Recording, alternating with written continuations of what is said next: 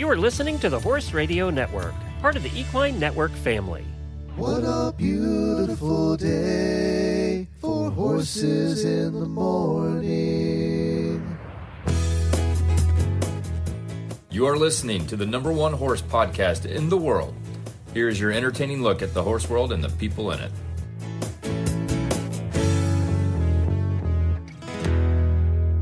Well, good morning, everybody. I am Glenn DeGeek in Ocala, Florida. And I'm Jamie Jennings in Norman, Yay, Oklahoma. Jamie's I'm back. You're listening to Horses in the Morning on the Horse Radio Network for Wednesday, January 7th, episode 3857, brought to you today by Chewy. Good morning, horse people. Well, welcome back, Jamie. So good to have you back. Thank you very much. It's lovely to be back. Actually, no, it is like seriously, my blood pressure was so high on vacation. I came home and my little Oro ring is like, you're showing very relaxed signs today. I was like, because I was in the barn all day. So yeah, I told Chad, I said, I'm done going on vacation for a while. I was like, I know we get to travel for free, but you know what? Could you just get another wife to do that with? And let me just stay home. Careful what you ask for. I don't want to go anywhere anymore. You know, it's funny you say that because we have one trip planned this year, and Jennifer's always been a homebody. She's like you. She'd prefer not to go anywhere, and I'm the one always wanting to travel. And yet this year I'm kind of like, I have a couple business things this month, but I don't really want to do anything more than the cruise this year. You and Chad can go together. There we go. Ride horses. Yeah, we don't have to worry about wanting to do horse stuff on the trip that way. Yep, exactly.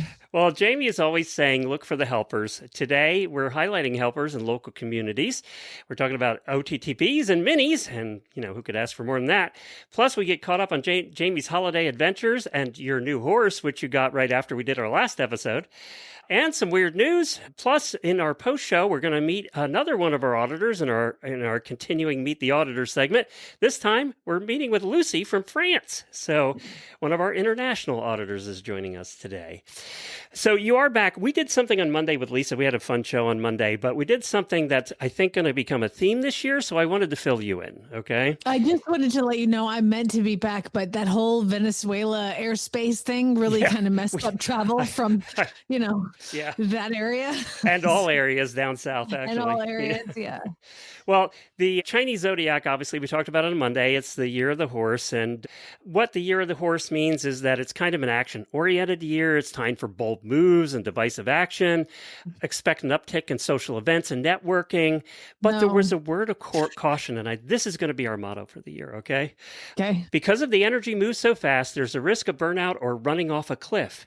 If you don't have a clear goal, the motto for the horse year is trust the motion, but keep a firm grip on the reins. So our motto for this year is keep a grip on the reins. That's our motto for this year. So you're going to hear that a lot. We must have said it 10 times in the show the other day. So I hear that when I ride too. I'm like, hold the reins. Keep a grip on the reins.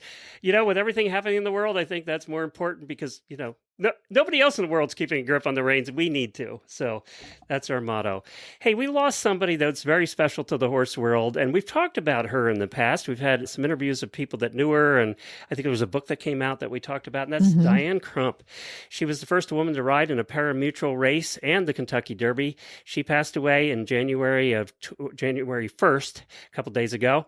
She had aggressive brain cancer. I didn't realize she was raised in Florida and began her riding career at the age of 13. Her debut was in 1969 at Hialeah Park. And did you know that she required a police escort to reach the paddock due to hostility from spectators and fellow jockeys?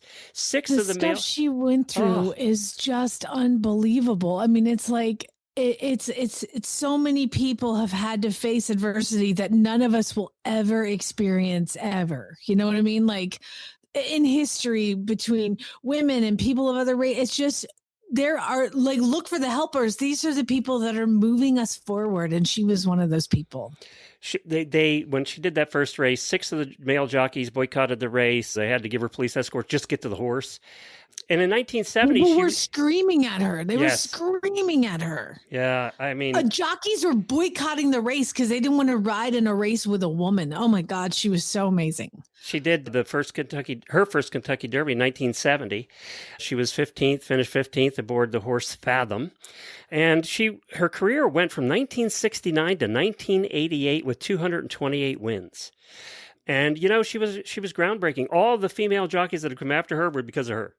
Mhm. You know, and this is the other thing, and I don't know if everybody has seen this, but I want to do this. So she knew she had brain cancer. She knew she was dying, and she wanted to have a celebration of life, but she wanted to do it before she died. So she organized her own celebration of life, had a great big party to celebrate her life, and she was there. And then soon after that, she was moved to hospice, and she died soon after that. But she got to be at her own celebration of life. And I, for some reason, thought that was the coolest thing. That's awesome. I love that. That's it. Yeah. Yeah. So I'm going to have one of those too. So look for the invitation. Not quite yet. I'll wait a little. I mean, for real, like, could you slow down a little bit? I Good just have Lord. never heard of anybody doing that before. It's so cool. Such a cool thing to do. And she would be the woman to do it, right? So, Absolutely. yep. So our best to her family and all of her contacts. Now it's time for Daily Whinnies.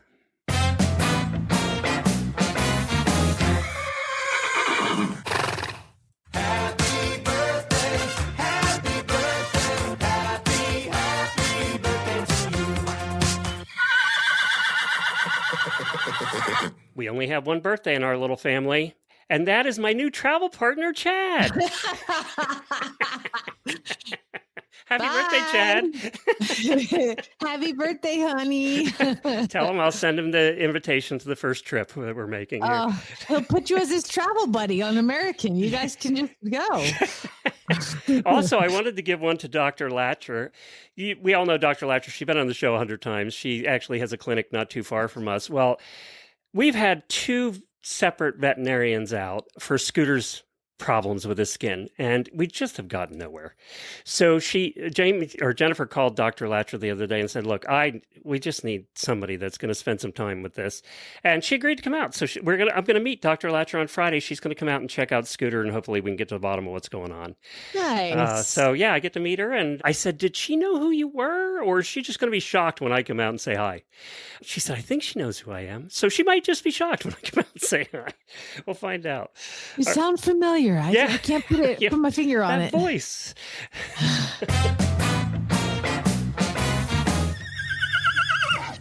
Well, as you guys know, I am constantly on the search for a new farm boy / farm girl. The last one didn't work out, but I wanted to go over this resume with you, Glenn, and see what maybe you think, if you think this person would be a good fit for the farm. Okay. Okay. Now this was posted on a Middleburg Horse Facebook page, but they said they're open to any location. Okay. So Have they ever been to Oklahoma? And I read this to Chad, and you can pretty much guess where he had me stop. Okay. Seeking a conscious home sanctuary. I'm looking to find a place where I can live in a conscious home and participate in a work exchange involving horses, supporting their care while learning more about them in horse-assisted healing. Hi, loves. I'm calling on a new living situation. Right one that is before Hi, the loves. conscious Right thing there. got him. Hi, loves is the term that got me. One that is aligned. I'm looking for a new living situation, one that is aligned with my nervous system, my creativity, and my soul.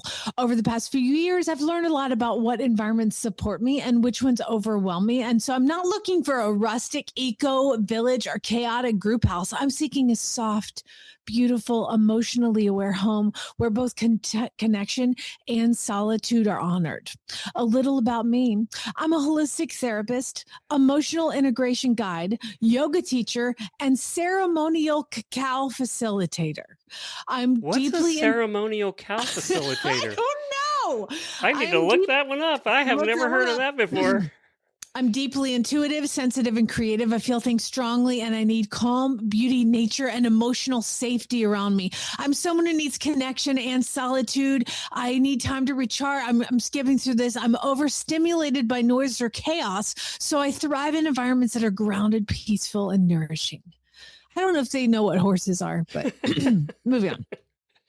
I am not the person who will do heavy physical labor or farm work. I will contribute in other ways.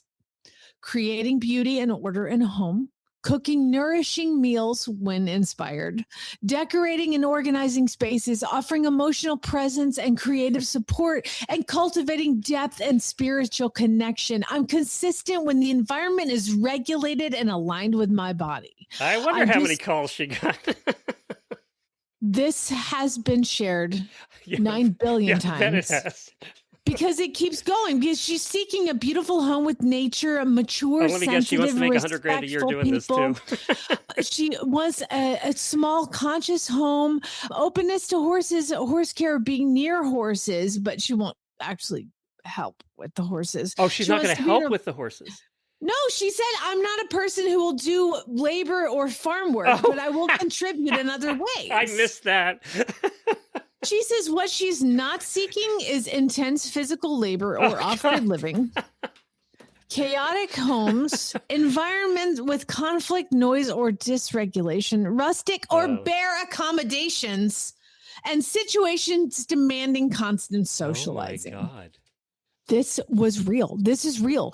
And Is this AI? Sounds AI. You would think, but she actually responded to a bunch of the comments, and most of them were people laughing at her. Yeah, and she's like, her comments to every single person was like, you know what? You're just a stupid redneck. You don't know what you're talking about. So, that was her answer. The calm spiritual guru was calling people stupid rednecks. Yes, yes.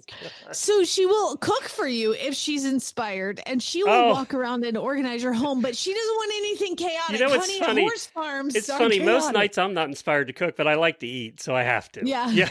I'm inspired to not starve to death. But yeah, that's the fun. And I think I'll give you the follow-up on Friday. How about that? Okay. All right. Yeah. See, I looked up ceremonial cacao facilitator. Cacao facilitator. Oh, okay. Because it says more commonly called a ceremonial cacao facilitator. And that is someone trained to lead modern spiritual workshops using ceremonial grade cacao, guiding participants through meditation in tent setting. Are they getting high on it? Are they drinking cocoa? It's chocolate. Yeah, I don't get it. I mean, I feel like we should do something on the show, which is lead a cacao ceremony. We need to get somebody on. Maybe I'll message her and be like, you know what? I'm interested in having you on to do a cacao ceremony. How much does that cost? Yeah. Do we have to have hot chocolate? I like hot chocolate. I could do a cacao ceremony, although I'm not sure that's what they're doing with the cacao. Yeah, I don't know. It just, by the way, the picture of her, she's draped across a Frisian, and the picture she looks exactly like what you think she'd look like. I can picture this in my head. How was your trip? Or no, let's start this. How was your new horse? You got it. This is the horse you bought that you hadn't seen before, which violated 10 of your new rules. I mean, 12. And then the horse shows up. We haven't talked since the horse showed up. So this big gray thoroughbred shows up from what state? Arkansas, Alabama, somewhere? Kentucky, Western Kentucky, like middle of nowhere. So remember, I was told that he was a companion horse on the track. Like, he let out babies and got everybody on the track. And I was like, oh, that's perfect. It turned out because his Equibase did not match his name spelling. And so there was some interesting spellings that I had to try. And I finally found him on Equibase, and he raced 4 days before I got him. So not a companion horse on the track. Remember, there was a lot of things that I had questions about, but the guy on the phone just yelled at me. And so he didn't speak great English. So I had to kind of piece together some stuff. And so he raced about 4 days. So then this horse shows up, my hauler brings him in around 10 p.m. Oh my God, he's so pretty. He's so pretty. He's beautiful. But he came to me with, I had to call Nelda from Horse and Hound and be like, how do you let these guys down? Because he was just losing his mind. And she said that probably where he was and the tracks that he was running at, he needed a detox and detox. And he really was like a dude coming off meth. It was crazy. So I had to call Nelda and ask kind of how to handle this horse that was just kind of tweaking out. And she said that where he is and the tracks he was at, he probably needs to detox. And it took a good week to get him to calm down a little bit. And now he's out with Groot and he's in a paddock and he's so pretty. You rode him He's too, didn't you? Did I see that? Or No, I didn't ride him yet. okay. No, I just got his racing plates pulled because he, of course, shows up with 4 racing plates. So you can't turn a horse out in the grass with those on. So that was something that I had to deal with. And now here's the kicker. The guy on the phone in broken English told me one time he chewed the wood. And I was like, what? Cribber? He's a cribber. Oh, there you go. I know. I've had such good luck not having cribbers, but yeah, he's a cribber. He told me one time he chewed wood. One time while I was looking. He goes, I just want to tell you. And I'm like, you didn't tell me anything. But anyway, it's okay. When he's got a collar on, it's controlled. And he's that pretty. I'm excited about him. So we'll see what happens. But yeah, he's just still kind of winding down. And now he's in a paddock and starting to get a personality. And so, yeah. How big is he? Good. He's probably about 16 too. Oh, wow. He looked big. Dude. Yeah, he did look big. Yeah. Well, he's pretty though. I mean, he's now you have triplets or quadruplets in the gray category? I have triplets now. Yeah, back to 3 gray horses on the farm, and he's great. And we ended up actually Lucas named him Apollo. Oh, so, that's a perfect name for him, actually. I know, it's great. So Apollo it is. So Apollo, and by the way, I'm trying not to say his race name, and I'll tell you why. And you will either love this or hate this, but my hauler goes to pick him up. Remember, I haven't seen the horse. And I told him, I was like, if he's 3-legged lame, don't put him in the trailer. If he's attacking people, don't put it. I was like, I will pay you to drive home empty. Okay. I haven't bought the horse yet. So anyway, he called me and he's like, I think you got a good one. And so he gets here and he takes the horse out of the trailer and hands me the lead rope. And I'm like, oh my God, he's awesome. And he was like, yeah. So had the little thing when I picked him up. And I was like, what happened? He's like, so I had to drive around to the back of the barn and load the horse in the back of the property. And they brought him out to me. And he goes, so apparently the guy's wife did not know he was selling the horse. And it's her favorite racehorse. Oh, no. And so they told me I should probably go. You should go. Maybe we shouldn't mention that part on the air. She knows where to find you now. Well, the thing is, that's why I'm like, I'm not posting his name. I'm posting no information about him whatsoever until things calm down a little bit. I have a bill of sale and I bought him from the owner and I understand the thing, but you know what? I don't care. You can't have him. Their personal problems are not yours. So yes, not my circus, not my monkeys, Glenn. Hold the reins. Hold the reins. Only you. And you rode on the beach in Mexico. Which surprised me because you're usually a little leery about doing trail ride horses anywhere, especially in the south of the United States. Yeah, when I go somewhere, I'm going to look at the horses and make sure. But Chad and we went to Mexico, and Chad and Lucas were the resort we were staying at had a golf course like half an hour away. And when you book, you get a free golf. And so they were going to go play golf for half the day. And I was like, well, I'm going to go do something fun. And I went on Viator and I found a little horseback ride, and it had great reviews. I read there was 10 places, but this had the best reviews of all the horses. And it was funny because I go and I'm talking to the guy show up in the bus, and I'm the only one that's riding horses. They have 4-wheelers and dune buggies, and those are all packed. And there's horses that like people are zipping dune buggies around, and the horses are like, whatever, we don't care. So I tell the guy, and he's like, he goes, do you, and again, English is nobody's first language. He asked me, do I ride? And I said, every day. And he goes, okay, let me get you a different horse. And he goes back. Of course, they always do that. A different horse. And he comes out. I was like, oh, no, what did I do? And he's like, no, this one's fun. It's so fun. And so I said, okay.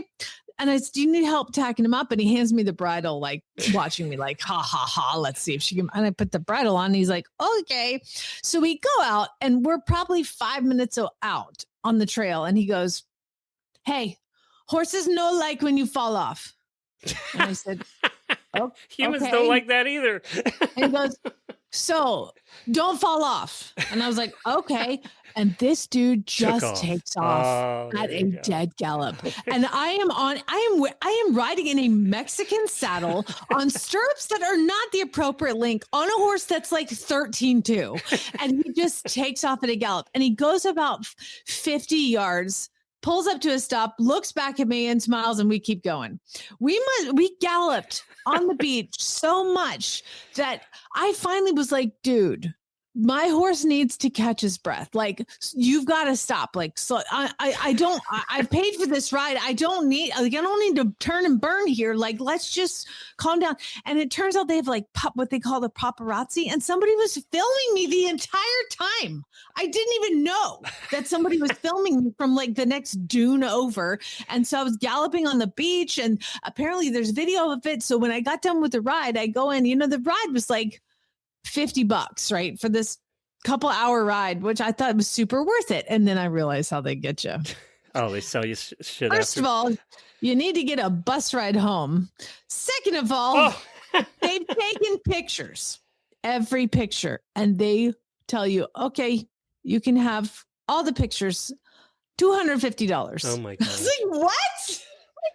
I go, dude, I don't, and the guy was real nice, was trying to sell him. And I was like, I don't need pictures of me on horses, man. It's cool. Yeah, like, you have like 10 million of those. I'm good. And he was so nice. And he was just like, I can't sell by. And I was like, all right, here's the deal, man. You seem like a nice guy. And I like this one picture. How about I buy this one picture? And he was like, $20. And I'm like, done. I don't need pictures. I like you. I would like to help you. Just give me a picture. And he was very excited to sell me one photograph. So I have one only picture. One that rode a horse that week. So yes, I think so. What's this, Acapulco? No, we were in Cabo San Lucas. Oh, Cabo San Lucas. Okay. And that's another place the Love Boat stopped, isn't it? Cabo San Lucas? The Love Boat used to stop there. That's when we were like ready to go because we were in a port town and oh my 12 gosh. 12 cruise ships at a time? Yeah, I was like, no, I think like we ended up coming home a day early. I was like, let's go. Like we've done it all. They golfed, rode horses. We swam with dolphins. I'm like, check. Good to go. Let's go home. I want to ride my horses. So.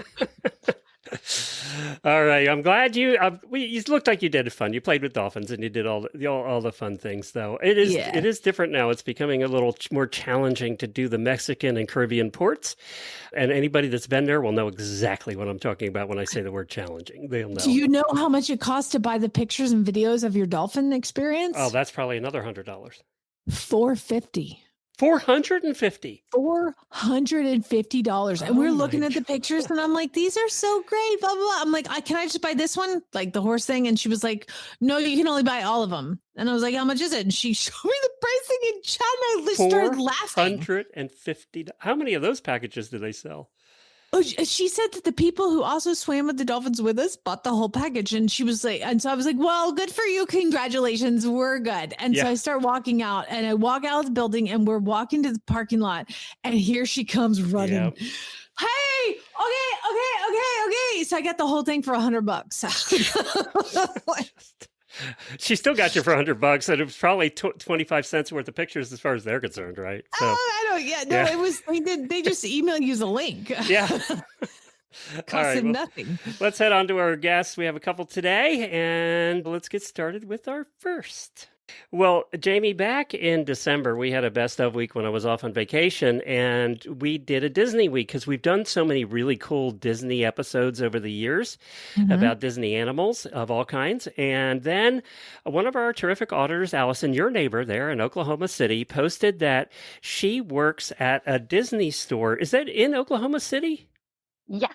We count our pixie dust every day. We're only one of about 20 Disney stores left in the nation. Wow, I didn't even know Oklahoma City had one, so that's terrific.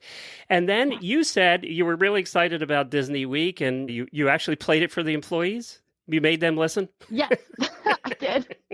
Well, it's funny. I talk about my podcast all the time, and everybody probably gets sick about hearing about all the cool horse facts I hear, but it was something that everybody could listen to and enjoy because, I mean, obviously they all have a passion for Disney as well.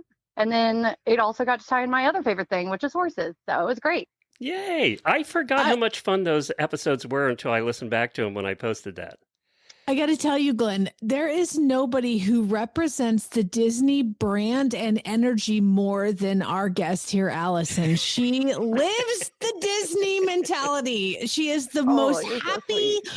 upbeat, engaging, kind human that I've had the pleasure to spend time with. And she volunteers at Horse and Hound. That's how she and I actually met. So I had no idea about their volunteer program. So Yes. tell us about that. Okay, so my favorite part about working for the Disney company is how much they care about giving back to their community. So not only do they care about their employees giving back, but they also back it up themselves. So they're volunteer, so VOLUNTEAR, like Mickey ears, of course.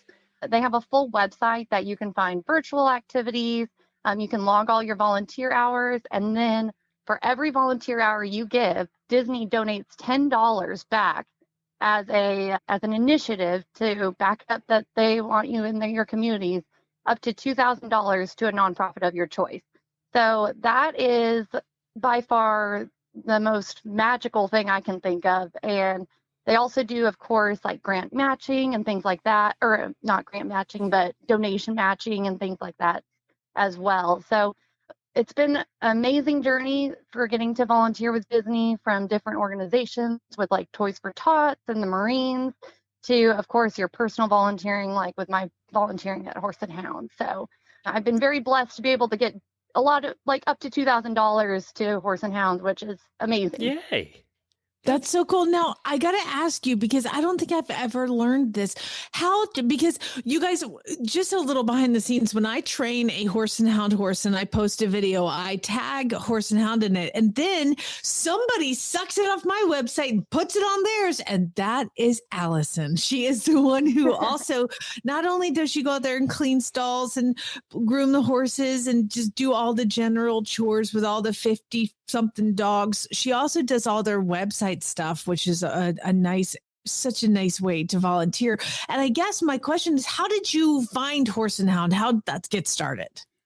Okay, so back in 2018, my mom and my little brother started volunteering there with his National Honor Society hours in high school. And of course, I had to come along because we're a horse family. My sister also started volunteering, which she has also adopted a horse from Horse and Hound. My mom was there on the day that this horse came in, Concord Joe, and she was the person holding him in the photos for his intake photos. And that was in 2018. We volunteered sporadically. COVID happens, the world changes, everything goes upside down. And then I think it was 2022, Horse and Hound posted a picture of Concord Joe, and he was back. He had been returned. And my mom calls me and she's like, Allison, Concord Joe got returned. We have to go see him. We did not adopt him the first time, and we are not missing him this time. So Good mama. yeah, my mom has created this passion of a lot of money. So, it's a good and bad thing, I guess. But so we started volunteering again. And at that point, to really kind of realign what your values are and what's important to you. And it was one of those things that volunteering kind of got put to the wayside for me. And then after that, I was like, why did I stop coming out here? This is filling my bucket. So there's no reason that I should have never stopped, really. But after that, I just made it consistency and kept coming out and try and come out as much as I could. And from there, Nelda was like, hey, you're young. You look like you could do social media. Can you take over social media? And it snowballed from there. And we adopted Joe. And I have adopted another horse now, Indian Sky. And we had our other horse, Yarnaby Road, that we had adopted previously, in 2018. So, I mean, it's amazing how, even though you can't change the world, like that one horse, Joe, he changed my world forever, because I was able to come back to something that I'm passionate about, that I love, and that's given so much to me and my family. Like, I want to be able to give back to it. I love it. And then I never got to meet Concord Joe or Yarnaby Road, but Indian Sky came through my program. And then your sister, your mother is poisoning all of you in the best way possible because your sister know. adopted Manny, who was with me for quite some time. Yes, where we take lessons, we joke it's like the Horse and Hound South because my riding instructor has also adopted 2 horses, and another student of hers has adopted another horse. So she's got quite a few horses at Gallery Farm. I From know. Horse I and Hound. think, bless her heart, like all she does is text me about a horse, and I'm like, "It's yours. It's fine. Yeah, okay, that's it." Because I know Exactly. every And horse that has gone to her program with all of you awesome students, that is a horse that is going to be well taken care of. And I do thank Pamela for that. She's also an auditor too, by the way, you guys. So just it's like a really fun community right down the road of all these horse and hound horses. And I love it. And Allison is just such a happy individual. And I just love working with you. And I saw you a couple weeks ago at the track, and it's always fun to spend some time with you and your family. Aw, thanks, Jamie. So nice to always see you too. And we know now why her store is still open. It's because of Allison. That's why that store is still around. You're funny. It's true. It is super magical. We call it the happiest store in Oklahoma. So if you're ever around, you have to come see me. I love the Disney store. We used to go to the one, well, we have gone to the one all the time at Disney World. You know, every time we go to Orlando, we end up at the Disney store. Oh, yes. It's so much fun. Yeah. Well, every time Chad lays over in Orlando, I'm like, you better bring me something back, Disney. Forget my kid. Like, I want something. Allison, this is a Exactly. great story. Thank you for volunteering. And you know, the motto of today's show is what Jamie always says, look for the helpers. And you're one of those helpers. And we really appreciate you helping. Oh, You know, with everything going on in the world today, there are so many of these stories. And that's what we want to highlight this year is stories like this, because there are still helpers out there. They just don't get heard a lot. So thank you well, for being a thank helper. you. Well, thank you. And thanks for like supporting us. And I mean, you all do such good work and you inspire me each and every day. And I know you inspire other people too, just from listening in the auditor room and my family and my riding instructor, Pamela. I mean, you really bring the light to us too. So thank you for what you do. Very good. See, there's a reason she's worked at the Disney company for 16 years. It's that. And go over to the Disney store in Oklahoma City, buy something, and say you heard about it here on the show.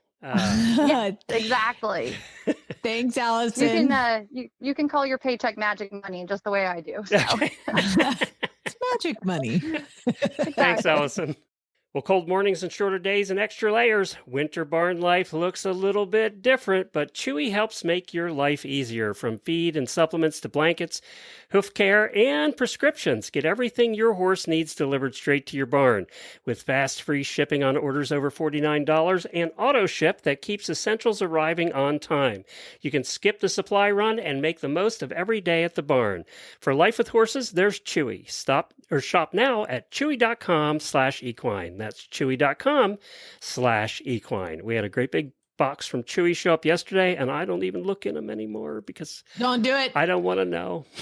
There's $450 worth of dolphin pictures.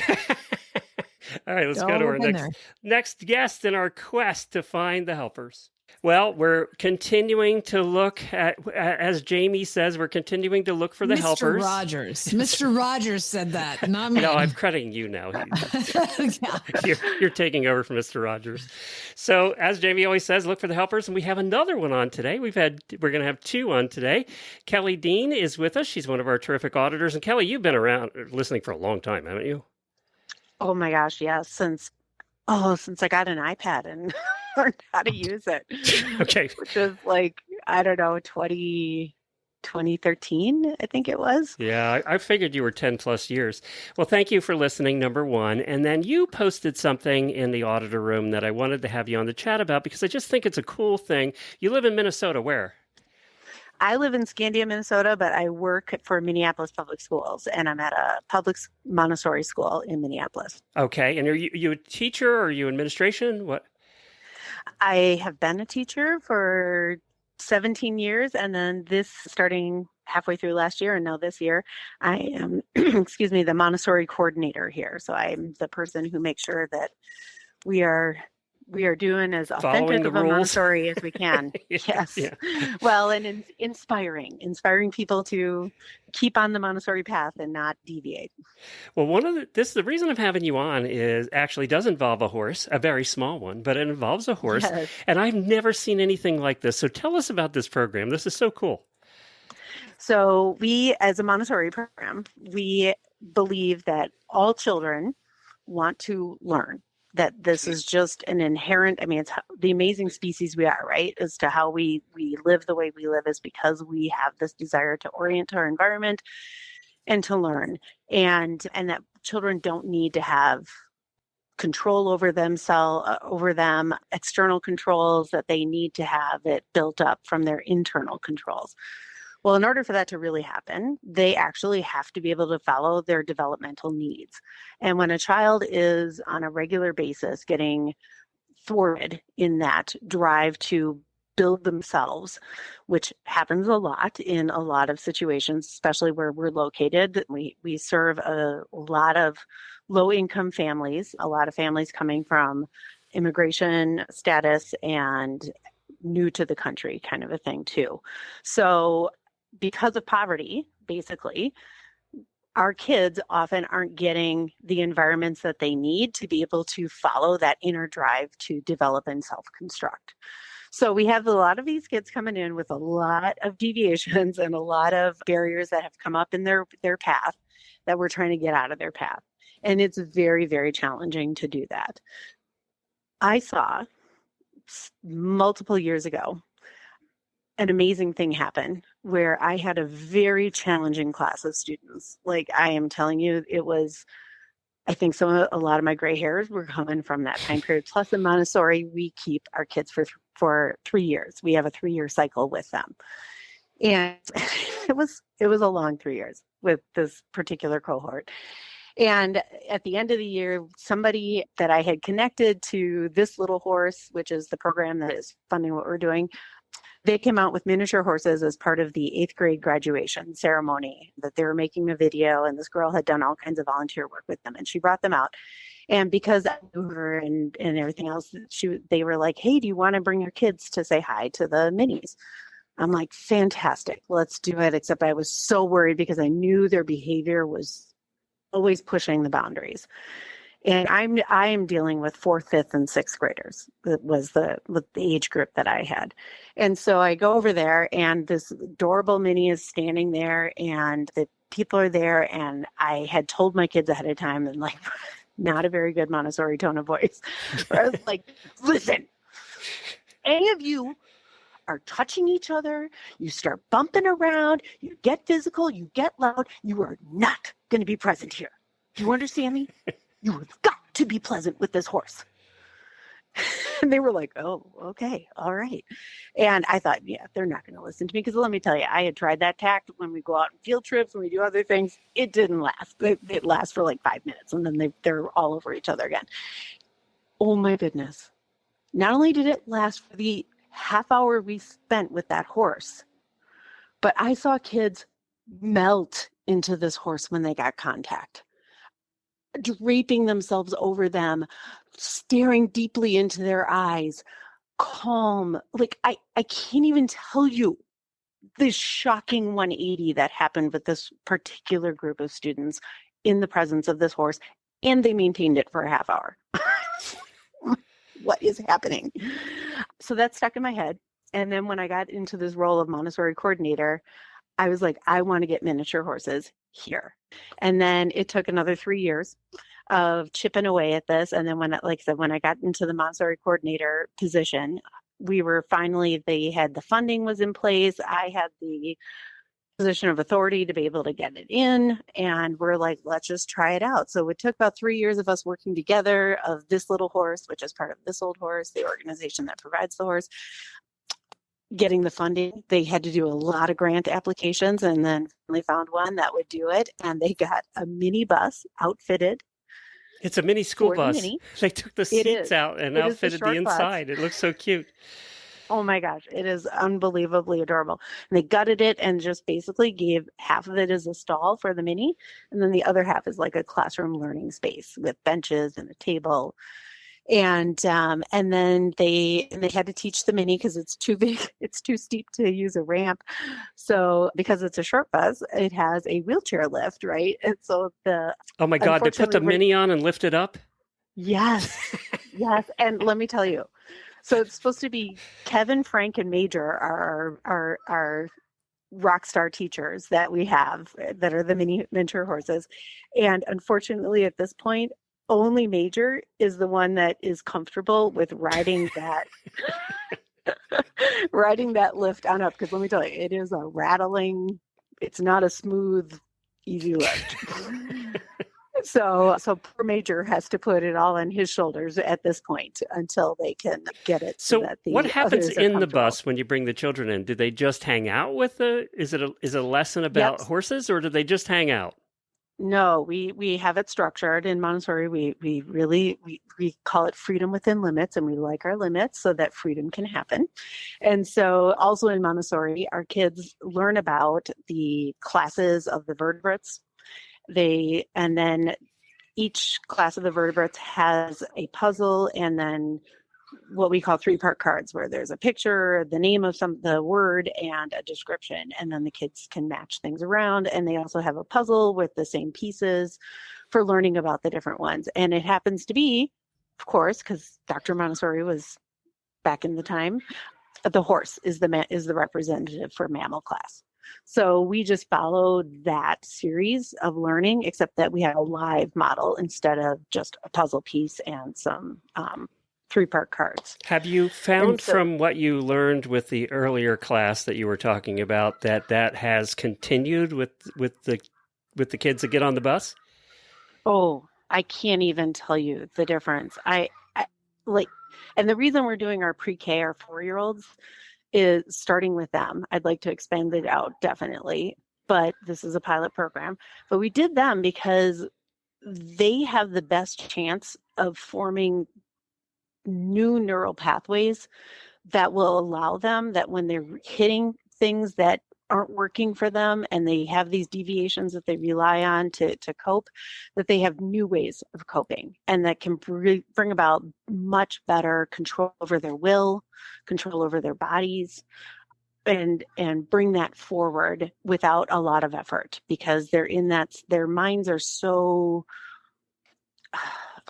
they're so constructing, I mean, that we call it the absorbent mind in Dr. Montessori's words. And the absorbent mind means it's effortless learning from that 0 to 6. And then after 6, it's not that we're not learning, but it takes more conscientious effort. Let me tell you, after 60, it takes a lot more conscientious effort. Right? Right? It does. The older we get, that gets worse as you get older, I think. I love it's this. Not that we don't learn, right? We just have to make the effort. I love this because we always said we need to bring the horse to the community. We always talk about how many less horse kids there are now, teenagers getting into horses. Mm-hmm. And the only way to do that is expose them to horses, right? They don't even know they're interested until they're exposed to something, whether it's dogs or horses or whatever, right? So I love that idea too, in addition to obviously helping them in their early learning. It just exposes them to something that they would never be exposed to before. The fact that you're doing it in a short bus and have it completely kitted out on the inside just makes it cool. We're going to have the next grant's going to be for a ramp so the others can get up into the bus. Right, but they can get over their fear of the shaking. It's so cool.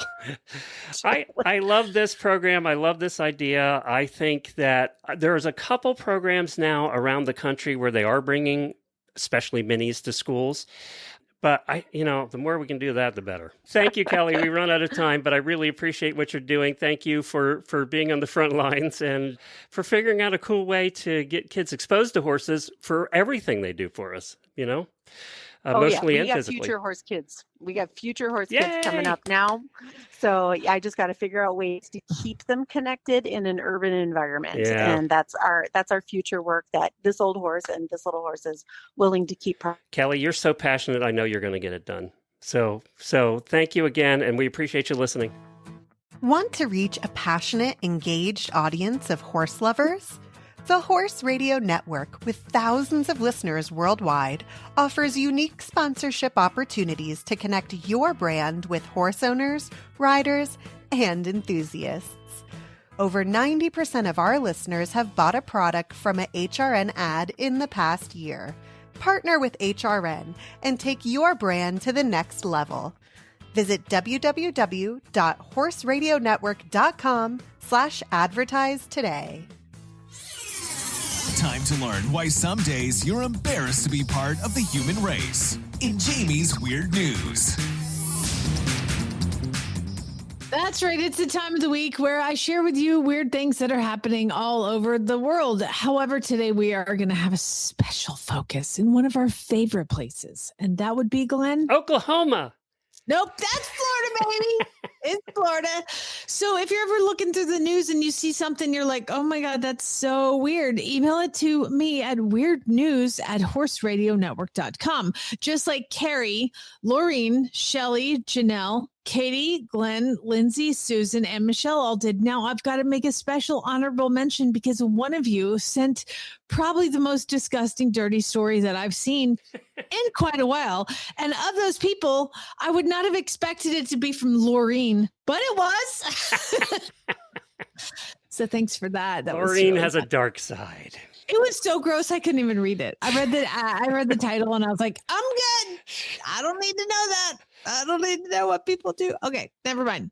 All right. So first of all, we're going to start in Florida. And this is just, it's an only in Florida kind of thing. This, and I think if you see this, you should probably Google it because the photos are what make it really special, but it's in Florida and you're in Florida. So I felt like I had to do it because this guy gets up, his name is Rob Imhoff, and he gets up in the middle of the night to let their dog outside, like 1 a.m. They have a fenced-in backyard, and they have a pool. And he lets the dog out at 1 o'clock in the morning, which is something I had to do like every night. It's so annoying. And you let him out, and then he heard a splash, and he was like, oh my God, my stupid dog went in the water. Oh, turns out the dog wasn't in the water. But what surfaced was a 11-foot crocodile that was just hanging out in their pool, like waiting for them to come swimming. So moral of the story, people, is if you're going to go swimming in Florida, even if it is a pool, take a look in there first. Don't just jump in. It's either that or a water moccasin that's going to kill you. So one of the two are going to get you. Oh God. Yeah, no. So he ended up like right then had to call the non-emergency line for Collier County. A trapper arrived 10 minutes later. These guys must love their job. Driving around the neighborhood. I know, right? 10 minutes later, the trapper wrangled and wrestled the alligator. The owner says he didn't go quiet. He didn't go quiet. He started hissing and whipping his tail, and he wasn't happy. Definitely wasn't happy. Woke him up in the middle of the night. Yeah, that'll get you up. Oh, wait a minute. It's not playing. There it is. I'm out of practice. Dumb people do dumb things. And this is in Waco, Texas, which is already a very strange place, I think.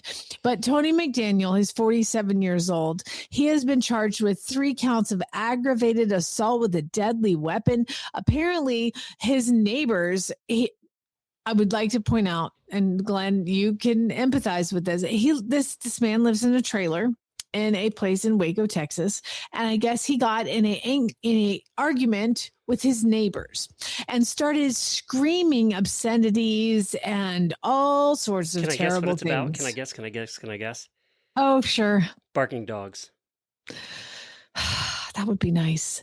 However, unfortunately, Tony McDaniel was so angry for we don't know why at his neighbors that he decided he was going to burn their house down. Well, that'll get rid of your neighbor. He grabs a can of gasoline and the women are like watching this happen.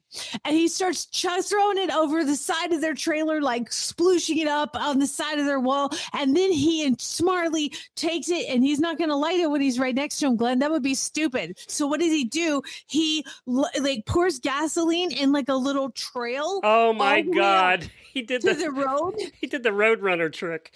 Yeah, he did the Roadrunner trick. Did that ever work for Well, in the cartoon it did.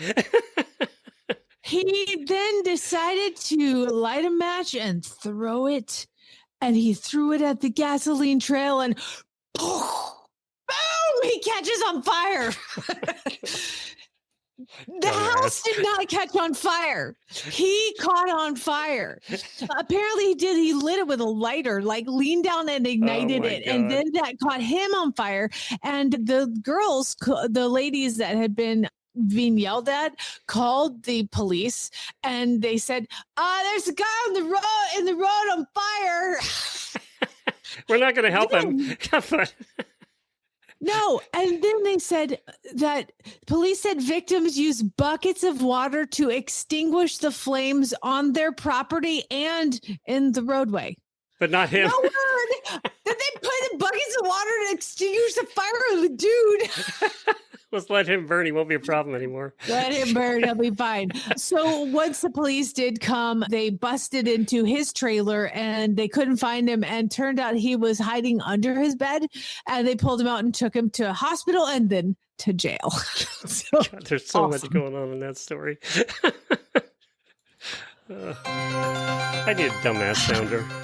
I felt like this had to be something that I had to do this story for you, because so much of this story just kept pointing to you. Okay. A Utah police department, they've been using AI to help write their police reports, and the city in Utah is called Heber City. It's the Heber City Police Department. They started using Draft 1 and Code 4 to automatically generate police reports from body camera footage. And so this guy had gone into a house and done whatever he was doing in the house, and it all got recorded on his body cam. And then he went and he downloaded the body cam and had AI write a report. And so that's interesting. Probably saves a lot of time. He said, I'm saving 6 to 8 hours weekly now. I'm not the most tech savvy. It's super user friendly. However, unfortunately, the report came out saying that the police report states Utah officer was turned into a frog. And that was the report he submitted. Didn't bother to proofread it, huh? A report generated by the Draft 1 program mistakenly reported that an officer had been turned into a frog. Do you know why the report stated that the officer had been turned into a frog? First of all, people proofread. Second of all, make sure that on the TV, the princess and the frog is not playing on the house that you're arresting me for. Is that what happened? Yes, the TV was on playing Princess and the Frog. Somehow the AI picked up on that in his body cam, and basically the report came out saying that the officer had been turned into a frog. I don't know why I love that story. That's great. Last one. And you know what? So many of you sent me this one, including you, Glenn. And this is happening, of course, in no better place than Florida and PCB, Panama City, the home of all the most awesome people.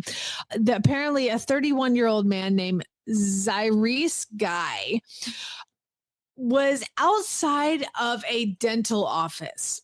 And there's like cameras that show this guy walking around outside of a dental office. And what he does after he stands there, he pulls off all of his clothes and gets completely naked and runs into the Hobby Lobby. Okay. Because that's where you want to go when you're naked. Why? Drugs are bad. But what I really wanted to highlight was the fantastic news crews that got potentially the greatest interviews of all time, because several eyewitnesses spoke to reporters in regard to the situation of the guy who ran into the Hobby Lobby naked, who, quote, began interacting with customers and stuff inside the store. Okay, so we're going to hear from Billy Lee.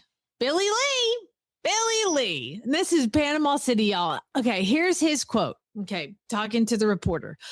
I turned around and like there was this butt naked guy coming at us, and they're trying to get the customers to check out and trying to get me to check out fast. And I just wanted to leave. I don't need those gifts anymore. I'm good.